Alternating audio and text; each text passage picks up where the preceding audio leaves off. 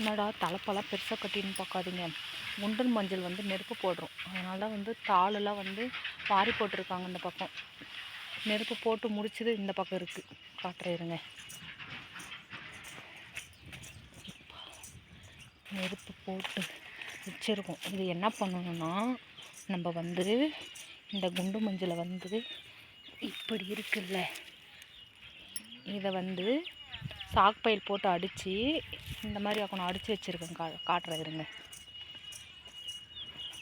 இன்றைக்கி ஒரு 4 பேர் வந்திருக்காங்க வேலைக்கு.